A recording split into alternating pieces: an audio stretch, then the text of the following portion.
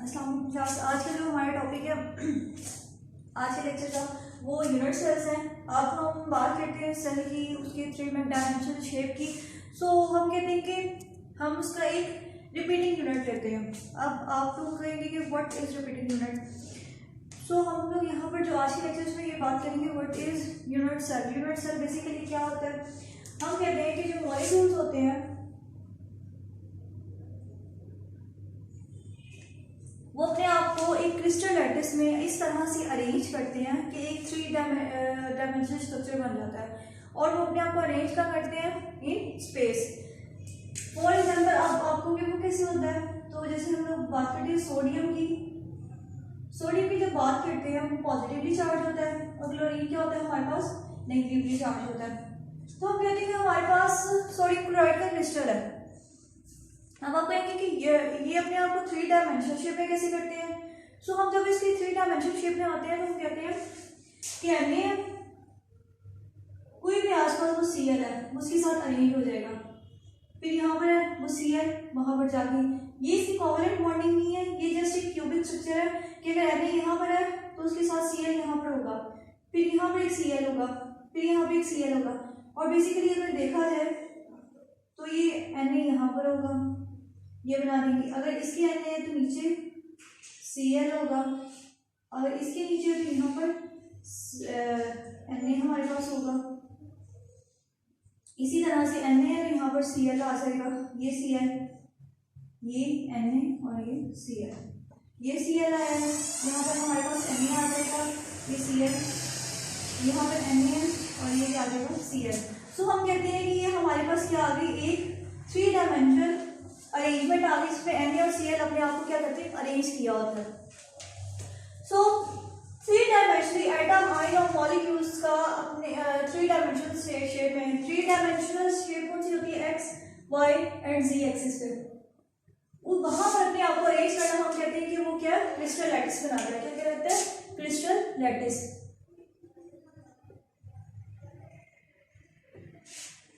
हम कहते हैं कि डिफरेंट मॉलिक्यूल्स मिलते हैं और हमारे पास एक चंक या एक सारे क्रिस्टल बन जाता है। अगर हम उसका एक रिपीटिंग यूनिट देखें, अब रिपीटिंग यूनिट का क्या मतलब, यहाँ पर हमने एक छोटा सा बॉक्स ले लिया, क्यूबिक शेप क्रिस्टल ले लिया, हम कहते हैं इतने सारे क्रिस्टल मिलेंगे और हमारे पास एक बड़ा क्रिस्टल आएगा जिसे हम चंक कहते हैं, बॉल कहते हैं क्रिस्टल्स का, तो वो हमारे पास आएगा, लेकिन छोटे छोटे मॉलिक्यूल से ही मिलके वो बनेगा। इन सारी चीजों को हम यूनिट सेल में देखेंगे कि यूनिट सेल में चीजों को क्या होता है कि कौन से रिपीटिंग यूनिट्स होते हैं जो मिलते हैं और एक लार्ज सेल बन जाते हैं, एक लार्ज मॉलिक्यूल बन जाता है, कंपाउंड बन जाता है, क्रिस्टल का एक स्ट्रक्चर बन जाता है जिसमें हमें विजिबल भी होता है। कुछ क्रिस्टल के स्ट्रक्चर क्यूबिक क्रिस्टलाइन स्ट्रक्चर है, हम उसको इलेक्ट्रॉन माइक्रोस्कोप के जरिए देखते हैं, माइक्रोस्कोपी के लिए देखते हैं, वो इस तरह से नजर फॉर्म नहीं आते। सो यूनिट सेल में क्या करते हैं, एटम आयन मॉलिक्यूल्स अपने आप को अरेंज करते हैं, एक क्यूबिक स्ट्रक्चर बना देते हैं। फॉर एग्जांपल हम एक क्यूबिक स्ट्रक्चर की बात कर रहे हैं, और इसमें जो बेस्ट नोन एग्जांपल है वो NaCl की है। हम कहते हैं जो NaCl का स्ट्रक्चर होता है वो रिपीटिंग यूनिट्स में होते हैं, मतलब कि एक Na और Cl एक दूसरे के साथ मिलते हैं और एक ब्लॉक बनाते हैं, और डिफरेंट क्यूबिक ब्लॉक्स मिलेंगे और डिफरेंट स्ट्रक्चर फॉर्म होंगे हमारे पास।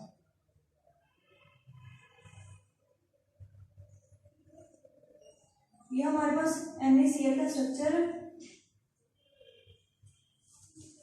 अगर हम इसका एक छोटा सा पार्ट ले लेते हैं, ये हम पार्ट जो है ये हमारे पास ये पार्ट है, तो यहाँ हम कहेंगे यहाँ अगर हमारे पास Na है, यहाँ पर Cl आ जाएगा, यहाँ पर भी Cl आएगा और यहाँ Na आ जाएगा। अब ये अगर Na है तो यहाँ पर हमारे पास ऑपोजिटली चार्ज Cl होंगे, यहाँ पर Na आ जाएगा, यहाँ पर भी Na होगा और यहाँ पर Cl। सो ये रिपीटिंग यूनिट्स मिलते हैं और हमारे पास एक क्रिस्टलाइन फॉर्म आ जाती है जो विजिबल होती है, हमें नजर आ रही होती है, हम उसको यूज कर रहे होते हैं। अब इसमें क्या होता है, X axis, Y axis and Z axis, Y X and Z, ये 3 डायमेंशनल शेप है जिसमें मॉलिक्यूल्स ने अपने आप को अरेंज किया हुआ है। अगर हम लोग इनके एक्सिस की बात करते हैं, इनके एक्सिस कैसे होते हैं, ये अरेंजमेंट हर मॉलिक्यूल्स में होती है, उनके क्रिस्टल डिफरेंट होते हैं। जस्ट लाइक अगर हम बात करते हैं कैल्शियम कार्बोनेट की, उसका क्रिस्टल अलग होता है। ग्रेफाइट है, वो भी एक क्रिस्टलाइन फॉर्म है। डायमंड की बात करें क्रिस्टलाइन फॉर्म है, लेकिन उसके अंदर अरेंजमेंट अलग होती है, उसके अंदर मॉलिक्यूल्स अलग होते हैं। और जब अरेंजमेंट अलग हो जाती है, इट्स मीन कि वो कंपाउंड चेंज हो गया। हर स्पेसिफिक कंपाउंड की अपनी ही स्पेसिफिक अरेंजमेंट होती है। अगर अरेंजमेंट चेंज हो जाएगी तो मॉलिक्यूल कोई और मॉलिक्यूल में कन्वर्ट हो जाएगा, या अगर हमने इसमें इम्प्योरिटी ऐड कर दी है, देन हमारे पास जो क्रिस्टल का स्ट्रक्चर है वो चेंज हो जाएगा। तो यूनिट सेल किसी भी मॉलिक्यूल के आइडेंटिफिकेशन के लिए बहुत ज्यादा इंपॉर्टेंट है, एसेंशियल रोल प्ले कर रहा होता है। अब अगर हम लोग इसके मेजरमेंट्स करें तो कैसे करेंगे? ये हमारे पास एक क्यूबिक स्ट्रक्चर है,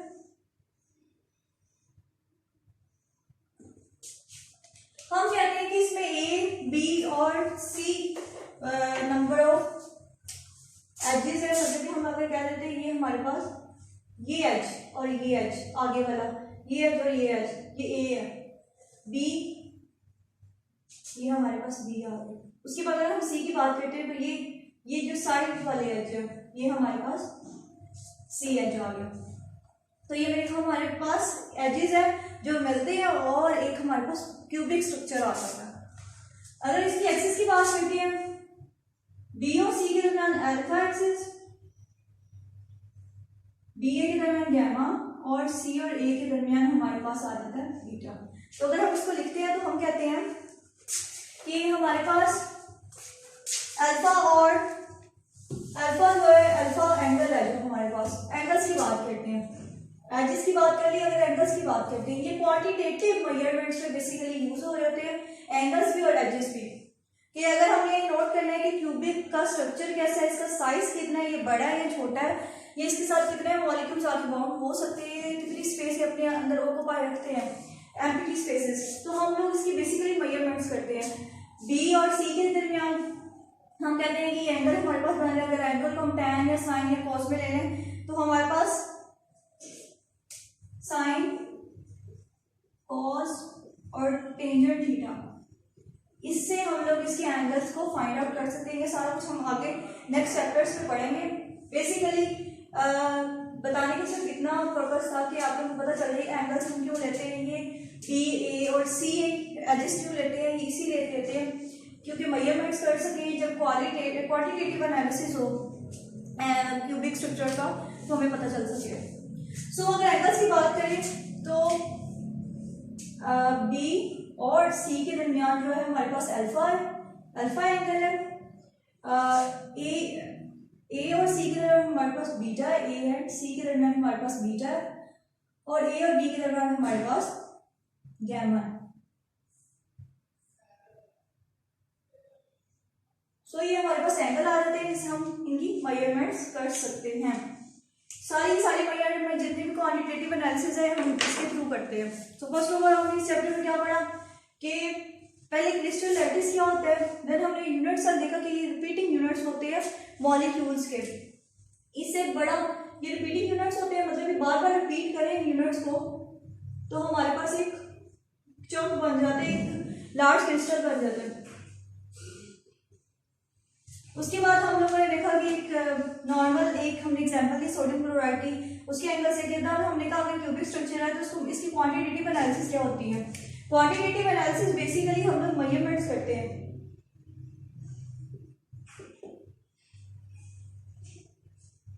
ये हमारे पास जो क्रिस्टल है वो कितना बड़ा है कितना छोटा है, तो हमने कहा कि हमने जो एजेस उनको ए, बी एंड सी से नॉमिनेट किया। देन हमारे पास जो एंगल्स है हमने कहा हमने बी और सी के दरमियान एंगल अल्फा लिया, ए और सी के दरमियान बीटा लिया और ए और बी के दरमियान गैमा लिया। सो ये यूनिट सेल से ये आते हैं पेपर में लॉन्ग क्वेश्चन आता है, write a note on unit cell, और इससे जो नेक्स्ट चैप्टर जो हमारे टॉपिक्स हैं वो रिलेट कर रहे होते हैं, जिसमें हम कोवलेंट का भी पढ़ते हैं और आयनिक का भी पढ़ते हैं।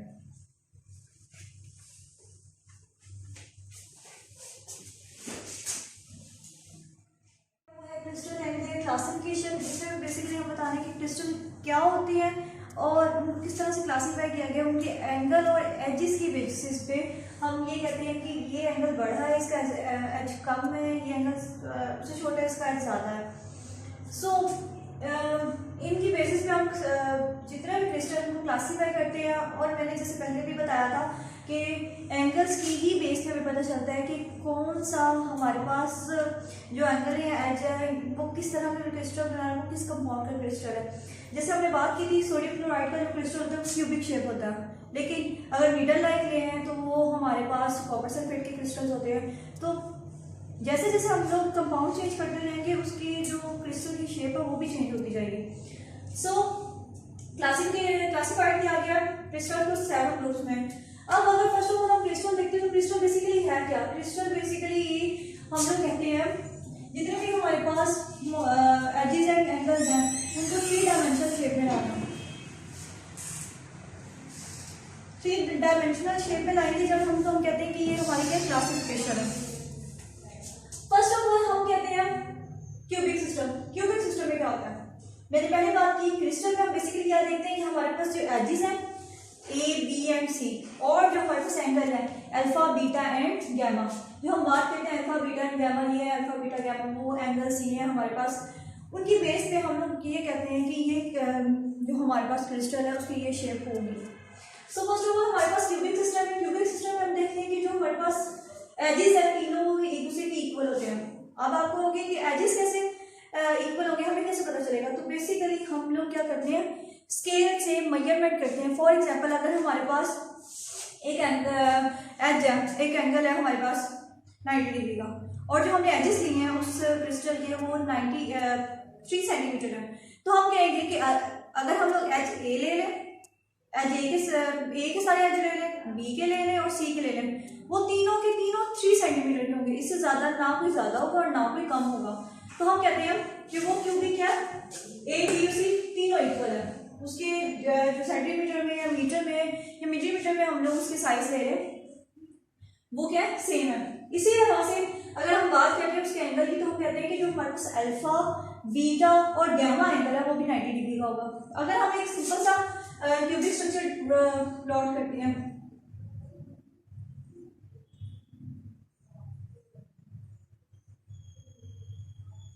मैंने कहा था ये सामने वाले जो है ये हम कहते हैं ये ए है, ये नीचे वाले सामने ए है, बी लेंथ वाइज है, और सी कहा था मैंने ये वाले पॉइंट साइडों पे जो पॉइंट्स हैं ये। अब मैंने कहा था कि जो हमारे पास एंगल आते हैं वो क्या है, बी और सी के दरमियान अल्फा आता है, सी और बी के दरमियान बीटा आता है, और गैमा जो है हमारे पास बी और ए के दरमियान आ जाता है गैमा। सो इस केस में देखना है कि हमारे पास जो एंगल्स हैं वो सेम है। अगर सेम होंगे तीनों इसका मतलब है कि वो हमारे पास क्यूबिक स्ट्रक्चर है और वो इक्वल है और वो बिल्कुल स्ट्रेट है।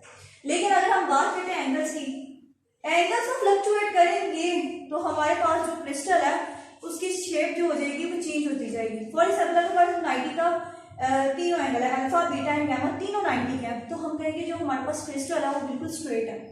लेकिन अगर हम बात करते हैं कि हमारे पास दो एंगल अल्फा और बीटा जो है 90 के हो जाए, तीसरा एंगल 120 या 45 का हो जाए, सो दैट हम ये कहेंगे कि जो हमारे पास एंगल है या हमारे पास जो क्रिस्टल है वो क्या है उसकी शेप चेंज हो गई है। वो मे भी थोड़ा सा स्लाइडली एक साइड पे हुआ झुका हो, एक साइड पे बेंड शेप हो, या फिर एक एंगल बड़ा हो एक एंगल छोटा हो, तो बिल्कुल सेपरेट हो जाए एक दूसरे से। तो हम कहेंगे इस स्पेस में हम कहते हैं कि एंगल जो साइज है वो चेंज होते रहते हैं। सो क्यूबिक में हम देखते हैं कि अल्फा बीटा और गैमा तीनों का जो लेंथ है वो सेम होती है। इसका मतलब है कि हमारे पास एक क्यूबिक बनेगा जिसकी तीनों शेप सेम है, और अल्फा बीटा और गैमा भी 90 होते हैं। जैसे आप लोग ये फर्स्ट स्ट्रक्चर देखते हैं, यहाँ पर हमारा जो एंगल है वो भी 90 का होगा, जो हमारे साइज है ए बी और सी, ये हमारे पास तीनों के तीनों सेम है, तो ये क्यूबिक स्ट्रक्चर है। और इसके अगर हम एग्जाम्पल देखें तो हमारे पास NaCl की आती है, इसके अलावा हमारे पास डायमंड की एग्जाम्पल है। आप अगर डायमंड के अंदर तो बिल्कुल ग्रेफाइट का डायमंड का तो बड़ा हार्ड स्ट्रक्चर होता है, कम्प्लेक्स स्ट्रक्चर होता है, उसमें हम कैसे बता सकते हैं?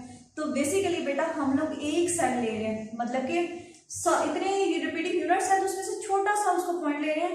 हमने ये देखना है कि उस जो क्रिस्टल है उसमें से कौन सी ऐसी चीज़ है जो बार बार रिपीट हो रही है।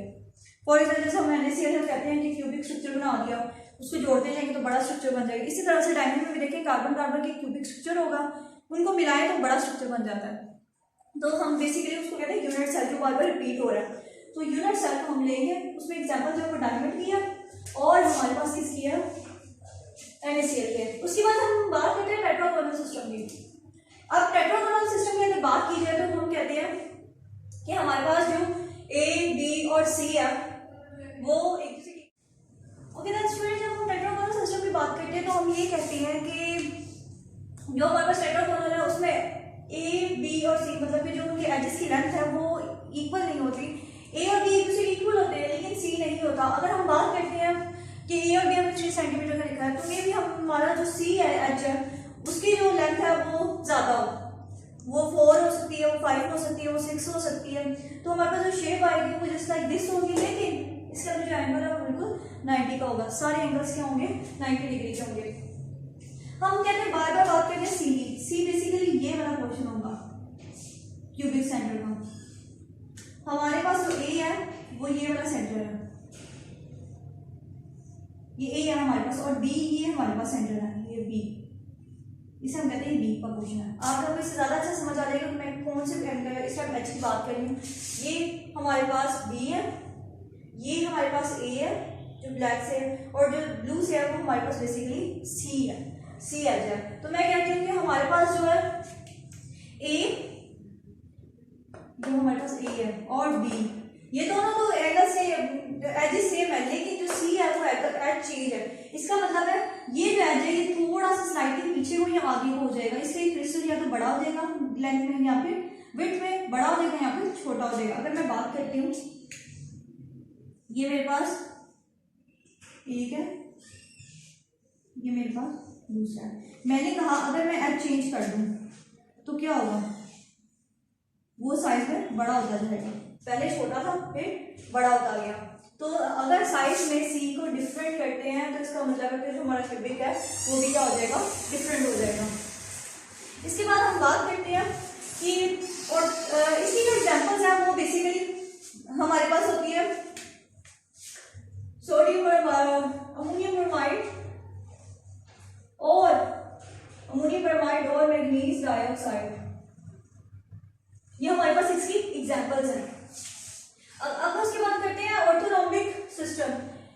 इसमें हम बात ये करते हैं कि ना हमारे पास अल्फा सेम है, ना हमारे पास ना एंगल ए सेम है, ना बी सेम है, ना सी सेम है।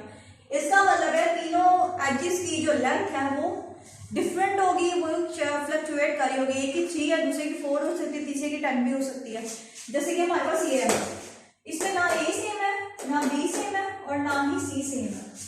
तो हम कहते हैं कि हमारे पास जो एजेस है उनकी जो तीनों की तीनों लेंथ है उनकी डिफरेंट है, लेकिन एंगल हमारे पास ये 90 का है। इसका मतलब वो एक फिट पोजीशन पे है, वो इधर उधर बेंड नहीं हुआ।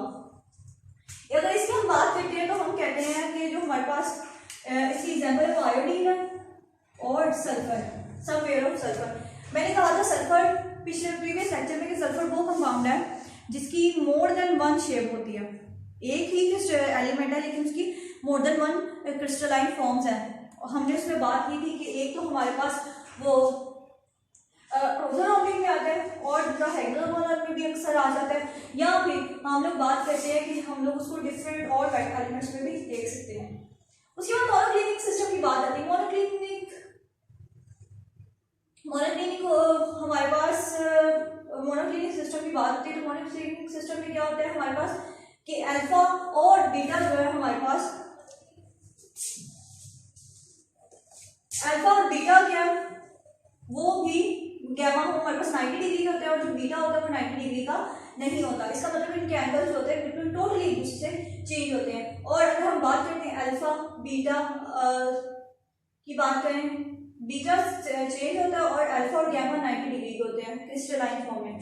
लेकिन इनके अगर एजेस की बात करें ए और बी और सी ये भी एक दूसरे के इक्वल नहीं होते, मतलब कि इनके अगर सेंटीमीटर या अगर मिलीमीटर में ले रहे हैं तो सारी मेजरमेंट चेंज आएंगे नहीं होंगे। हमारी जो शेप है वो अदर देन क्यूबिक शेप होगी, अदर देन टेट्रागोनल सिस्टम की शेप के डिफरेंट होगा। अब हम बात करते हैं, अगर इसकी एग्जांपल देखी जाए मोनोक्लिनिक सिस्टम की, तो हम बात करते हैं कि हमारे पास जो इसकी एग्जांपल्स है वो बेसिकली शुगर है और बोरेक्स है। इसके जो क्रिस्टल्स होते हैं वो बेसिकली सारे के सारे डिफरेंट होते हैं। उसके बाद बात हम करते हैं हेक्सागोनल सिस्टम की। हेक्सागोनल सिस्टम में अगर क्रिस्टलाइन फॉर्म देखी जाए एलिमेंट्स की, वो एलिमेंट जो कि जिसकी क्रिस्टलाइन फॉर्म इस तरह की होती है उसे हम कहते हैं हेक्सागोनल। कैसी होती है वो? ए और बी एक दूसरे के इक्वल होते हैं, उनकी मेजरमेंट एजेस सेम होते हैं, लेकिन सी जो है वो डिफरेंट होता है और उनमें अल्फा और बीटा एंगल जो है 90 डिग्री के होते हैं, जबकि गैमा 120 डिग्री का होता है। तो ये हमारे पास हेक्सागोनल सिस्टम का, ये हमारे पास हेक्सागोनल सिस्टम में इसकी एजेस है, मतलब कि ए जो है हमारे पास चेंज होता है और बी एक दूसरे के इक्वल है, ए और बी, लेकिन जो हमारे पास सी है वो डिफरेंट होगा। और ये जो एंगल है ये भी 120, ये 90 और 90 के होंगे, ये भी 90 के है और ये भी 90 का है हमारे पास, लेकिन ये जो एंगल है 120 का है। तो हम ये कहते हैं कि ये जो हेक्सागोनल सिस्टम होता है उसमें ए और बी एक दूसरे के एजेस इक्वल होते हैं, सी इक्वल नहीं होता, और ए और बी क्योंकि एजेस भी सेम है तो इनके एंगल भी सेम होंगे। तो अल्फा और बीटा के एंगल 90 डिग्री होते हैं, जबकि गैमा 120 डिग्री का होता है। अब अगर इसमें हम एग्जांपल्स देखते हैं तो हम कहते हैं इसकी जो एग्जांपल्स है वो सोडियम हेक्सागोनल सिस्टम की हेक्सागोनल सिस्टम की जो हमारे पास एग्जांपल्स हैं वो बेसिकली एग्जांपल्स हैं ग्रेफाइट की है और जिंक ऑक्साइड की है, ये हमारे पास एग्जांपल्स हैं। और अगर हम बात करते हैं रोमो हाइड्रोजन गैसेस में अल्फा बीटा और गामा एक दूसरे के एंगल 90 डिग्री के नहीं होते, इसका मतलब है कि ये थोड़ा सा डी शेप होगा, ये बेंड हुआ होगा क्योंकि इनके एंगल ही 90 डिग्री नहीं है। 90 डिग्री होता है प्लेन टू दी प्लेन जो एंगल होते हैं हमारे पास, और ए बी और सी जो एजेस हैं वो सेम होंगे, जस्ट लाइक दिस स्ट्रक्चर। इसमें क्यूबिक लाइक स्ट्रक्चर है क्योंकि सारी नीचे जो हमारे पास एजेस हैं वो सेम है, लेकिन क्योंकि एंगल सेम नहीं है तो ये एक साइड में बेंड हुआ है। इसकी जो एग्जांपल्स है हमारे पास वो बेसिकली सोडियम नाइट्रेट और पोटेशियम नाइट्रेट है। अगर हम बात करते हैं ट्राइक्लिनिक सिस्टम की, ट्राइक्लिनिक सिस्टम में बेसिकली क्या होता है, एजेस भी नहीं सेम होते और एंगल्स भी नहीं सेम होते, ना ही एजेस ना ही एंगल्स। तो हम बात करते हैं कि हमारे पास एक स्ट्रक्चर है जिसमें ना एज सेम है ना एंगल सेम है, एजेस भी डिफरेंट है और एंगल्स भी डिफरेंट है। इसका मतलब है जो हमारे पास क्रिस्टलाइन स्ट्रक्चर है वो डी शेप का होगा, उसकी कोई खास शेप नहीं होती और ना ही ये ज्यादा जल्दी पता चल जाता है कि हमारे पास क्रिस्टल्स कौन से हैं। सो इस क्लासिफिकेशन से हमें पता चला कि ये मॉलिक्यूल्स हैं, ये एलिमेंट्स हैं, ये कंपाउंड्स हैं और इनकी ये शेप है। इससे हमें साफ पता चल जाता है कि कौन सा एलिमेंट, कंपाउंड या मॉलिक्यूल हो सकता है। उसके अंदर एटम ने अपने आप को इस तरह से अरेंज किया होता है उस मॉलिक्यूल के एलिमेंट से, एटम से, कि हमें ये पता चलता है कि ये सिस्टम कौन सा है, इसमें जो एटम्स है उसने अपने आप को किस तरह से अरेंज किया और वो 3 डायमेंशनल एम्प्टी स्पेसेस पे अपने आप को बता सकते हैं कि ये हम है, हमने इस तरह से शेप किया और अपने आप को क्लासीफाई कर रहे होते हैं कि ये शायद इस क्लासिफिकेशन में आएगा। अच्छा, ट्राइक्लिनिक सिस्टम में अगर हम एग्जाम्पल की बात करते हैं तो मैं कहती हूँ हमारे पास बोरिक एसिड बेस्ट एग्जाम्पल है और पोटाशियम डाइक्रोमेट, ये हमारे पास इसकी एग्जाम्पल है ट्राइक्लिनिक